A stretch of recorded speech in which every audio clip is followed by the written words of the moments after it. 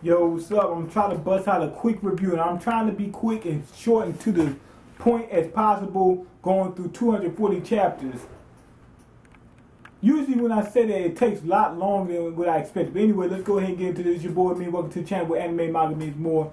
And I'm, like I said, between chapter 100 to 340 of Hunter x Hunter, because I finally caught up. So anyway, I left off at Greed Island, right? So anyway, we're gonna go from Greed Island to the Chimera Ant arc to where we're at now, the Rescue Gon, and I think they finished that. Yeah, they finished it, and we're at the Gon and his dad. I don't know if it's Jin or Gen. You know what I'm saying? Because when they first started off, they was spelling it Jin. Then they said that it could be spelled this way, which was spelled Gen with a G at the end, but I'm pretty sure that they're silent because it just popped in out the blue. You know what I'm saying? So anyway, see how long I'm taking already? Why did I do that? See how long I'm taking already?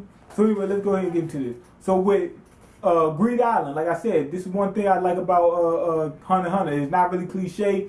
When they did the the whole way in the video game type thing, you could die. It wasn't really in a video game. It was people doing that. Those magic cards, those had to be a nin ability, obviously. It was, all they did was somebody had a teleportation power, and somebody had a magic power, a power where people use cards like magic or something. That's what that was. So they wasn't really in the game. They was really in the real world. Somebody had some kind of power where they was creating NPCs and stuff like that. So I like that kind of idea where we're not really in the game because it wasn't as cliche and it made sense. This Hisoka guy, he needs to die. I'm still with that. This guy, something's wrong. This guy got a few screws loose. And don't get me wrong, this guy, what am I trying to say? He's not a character that what am I trying to say? He's not a character that I feel is a bad character. Don't get it twisted like that. I just think, man, this guy got a few screws loose, man. And he gets on my nerves when he goes around killing these random people and stuff like that. I don't, I just can't, seeing people get randomly slaughtered makes you not really like that person. You know what I'm saying? Even though I think he's a good character, I just don't, vibe with that whole, kill at random type thing. Like, I thought that maybe, what you call him should have died, what's his name, Kahlua. Because I seen him kill them two guys, and I said, uh-oh, he might be one, and he said that he's from the same clan as Hisoka, something like that. Maybe they're related somehow, maybe they're cousins, I don't know. Like distant cousins or something. But I don't think they're closely related at all. But anyway, I said, well, does Kahlua need to die? Because he might be a psychopathic killer too. Till I found out he wasn't, and I was like, okay, good. So anyway, Greed Island finished off pretty good. We didn't get, what am I trying to say? We didn't get, everything like we want. Like everybody wants the whole happy ending and stuff like that, and yada yada yada this, and yada yada yada that. We got a happy ending, but during that, we got these people getting their heads blown off, stuff like that. They're not afraid to take a few characters out. These nin abilities, what I like about it is so diverse. Anybody can do different things with it, all that kind of stuff. Greed Island, I really don't have to get into it because it's really like like I said, it's just a game, whatever, yada yada yada yada, and I'm trying to hurry up. Chimera, you guys probably gonna be mad about that. You didn't bring up such and such. But oh yeah, training. They did a lot of good training up there. But one thing I don't like about Hunter x Hunter, they do these training. They got all these random little time skips and stuff like that, where we'll jump 4 and 5 months ahead and stuff like that, and it don't really seem like it. I'm losing track of time. We went through 300 exams. You know what I'm saying? They got all these little random little time skips and stuff like that in between. But anyway, let's move on. They did a little training there and whatnot, yada yada yada, met a few new people and stuff like that. Okay, Chimera Ant arc. You guys probably mad at me because I rushed that, but hey, I got to because it's 200-foot chapter. Chimera Ant arc. But this Chimera Ant arc, I actually like this more than the Greed Island arc. Now, you cannot tell me that the King Ant didn't get inspiration from Cell. Look at him. What's a chimera? Like a mix of animals, right? Wasn't that what Cell was? He was a mix of different, all the Z fighters. So he's pretty much a chimera. not kinda yes, because he Piccolo, because it was two different. He had a couple different types of people and races of aliens. See what I'm saying? So that would technically make him a chimera. I'm pretty sure. And he was an insect type, that type of being or something. He was an insect type of being. Look at the tail of the king, the same as cells. Look at what the king can do. When he eats people, he gets their abilities. What did Cell do? When he absorbed the androids, he get their abilities. So I'm almost positive. Actually, I'm past positive that they got some inspiration from him. So anyway, Chimera Ant arc. I liked how they did that whole concept. You know, the ants was evolving and stuff like that, and they really got gruesome. They was chopping people up and stuff like that. They had bodies and they was rolling them up in balls and stuff like that. So this thing got gruesome at some point in time. Kaido got killed, which was good because we don't get everything we want. Like we thinking that Kaido's, you know, is going to survive and make it. Kind of, sort of. You remember what happened to him. But anyway, I'm thinking that he's just going to, you know, be, you know, a strong. He was trained by Jin or Gen or whatever. I'm going to say Gen. So I'm thinking that he's going to be able to blast through these roaches and whatnot. I mean, ants and whatnot, but didn't happen that way, which I like because we don't get the same thing. One thing I didn't like was how, what's his name? Gon got that random power up. Now, I like the power up, but it was kind of strange how it happened. Like, he's just too overly powered. You know, because it's too cliche.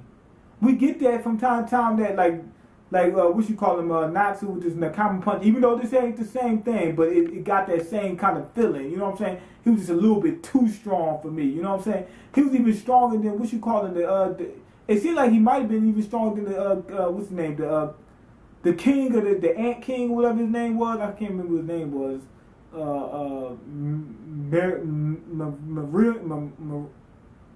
Memoru or something like that. I can't remember.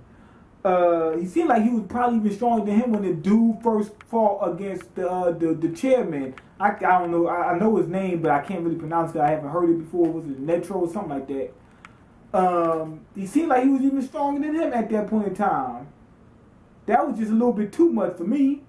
And they keep putting faith in these guys and stuff like that. That was a little too cliche for me. Because I'm used to seeing like situations in Hunter x Hunter not being cliche. Some of these fights with the ants was a little bit too drawn out. Like the one with Knuckle was facing that dude. I can't remember the guy with all them arms and whatnot. That was a little bit too drawn out. I like the way they had, or how, like I said, all their ninja abilities are different. So we got some guy with teleportation. We got another guy who was scared to fight. That's good, because I hate it when somebody, you know, in these series, everybody's just all out, you know, Braveheart. I can't stand that. That's one reason why I like Usopp. Now, in the Chimera Ant, or the one guy, he says, the teleportation guy, he says, I'm afraid I ain't gonna be able to do this. He said, I'm scared. He said, call me what you want. Call me a punk. He said, I'll be there. I'm scared I'm not gonna face these guys. You guys can handle it. He said, I did what I could.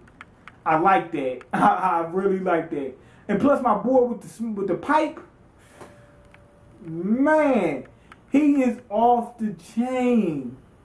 Every moment that we saw with him was epic. He was just too smart, too strong, too everything for his own good. Man, he got his powers. He developed his power to a certain level where he can face anybody. Not saying he's gonna beat anybody, but he has something for everybody.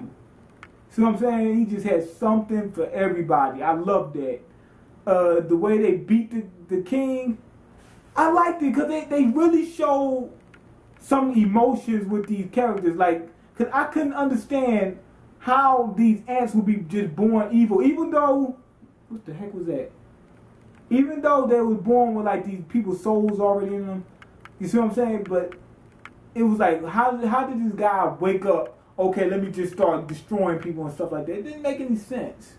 But I tell you, anytime I said it's going to be quick, it's actually going to be a lot longer than I thought.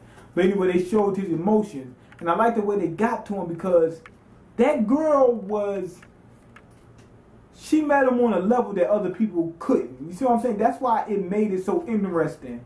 Like these games, it was a little bit more than a game. He was challenging. When you playing those chess games and whatnot, you're kind of challenging that person mentally. You know what I'm saying? The strategy, the way, you know, how they can adapt to certain things, the level of thought and whatnot. So it made you think, okay, he's challenging this girl on a certain level and she's actually competitive with him. And that draws people in and it makes them think. And he's like, well, these people are a little bit more than just animals. So I like the way he flipped, you know what I'm saying? And that octopus, that was fun. The chameleon guy, that was fun. You know, just these different characters that they introduced was fun. And we got some diversity. It wasn't just all out, every ant, you know, is, you know, a hive. Even though, which would have made sense if they didn't have those human souls. If they had the human soul part, that got to me. Because it broke down the whole structure. It lets you know right then and then, people just not going to be able to, you know, just cooperate like, you know, ants can. Although ants, you know, is a little bit too extreme. But we could cooperate. We get to choose our own thing and everybody just, you know, go along with it and yada, yada, yada. I don't want to get into that. But the way they show how as soon as human nature got involved, everything just fell apart. That showed me right there. This guy knows exactly what's going on in the streets. Everything just going, you know, just going south as soon as human intellect gets involved. So anyway, I enjoyed that arc. What was that? So anyway, I enjoyed that arc, especially when the dude, you know, the old head was fighting. And one good thing I liked about the arc, when he beat the guy, It kind of scared me when the dude survived the explosion. Because a lot of times that happens in these series. Oh, I'm not dead. Hold on a second. I know you did this, but I'm not dead. Wait a second, I still got a little bit more life. I don't like that. It's too cliche. At a certain point in time, it gets tiresome. They did that in Dragon Ball Z, where the guy would come back, which is cool. Then he'll come back again. All right. Then the third time, by then, I'm pissed. I'm like, okay, somebody stay dead. This reminds me of, you know, what's it, Nightmare on Elm Street or the Friday the 13th, so it reminded me of that. So anyway, the save gone on, let's move on to that. This is one of those arcs where it got me again. The dialogue. Some of that stuff is too much. Like when the koala was explaining who he was and whatnot, they know they could have did that with one page. Or even half a page. Well, I don't know about half a page. Maybe one page. But what happens is a lot of these, and I've seen this a lot in Hunter x Hunter. A lot of these chapters are a little bit too wordy for their own good. Not that it's too much dialogue, too wordy, meaning it's a lot of words that don't have to be used. And by the time you start reading it, you get in the middle of some of these paragraphs, you're confused. It is too wordy. And I read 80 chapters in one day, so I was sensitive to that wordy stuff. Because I was reading word after word after word, and I was getting lost sometimes. And I gotta give them a little bit of credit, because some of that is due to translation problems and issues and errors and typos and stuff like that. But it's still a little bit too wordy. And that's what happened is like with the koala, and it happened in the other arcs, but I'm saying this little small arc, for it to be so small, I didn't want a whole lot of, you know, just too much wordiness in the dialogue, which is what we got. And I didn't like the way they did this, you know, what's his name? Parastun or something, Parastun or whatever. You know, the rat, what's his name? Zodiac. Because he did the same thing with what Homeboy did in the beginning. He says, I like messing people up. Which made sense with the Hunter's exam. It's just a Hunter exam. It's not like, you know, we're not talking about a presidential election or something of that equivalent. We're talking about this chairman election, and you just want to mess people up? You just want to play with people? That doesn't make any sense. Playing with people's emotion. And plus, we already got that early on. And the other guy that they showed did a better job of doing it. Well, I don't know about better. I think he did a better job of doing it, but slightly, but he was in a much better position to do it. So that's what I didn't like about this arc. This thing about this, you know, what you call him, Kalua's sister was a little bit too convenient. Although I know you're thinking I'm talking too much about this arc, but I like the arc overall. I think it was a good arc. I felt it was a good arc. But like I said, it was a little bit too wordy and a little bit too convenient here and there. And it was a little bit drawn out. Even though it was short, it could have been a lot shorter. You know, they didn't need to put in all the other stuff, you know. It was just a little bit too much, you know what I'm saying? Just a little bit too much for what it was. All they were doing was doing a quick election and saving gone. That shouldn't have took as long as it did, although it wasn't long. This arc was short. It could have been a lot shorter. And I'm not the guy for all that wordiness and stuff like that. I don't want to read 4 and 5 pages where only one is necessary. But overall, that arc was good. It was another good arc. I don't see a bad arc in this series. So that's good. So they're consistent. Now we move on to Gin actually meeting up with his son, and he's telling him about the world and actually how everything actually works.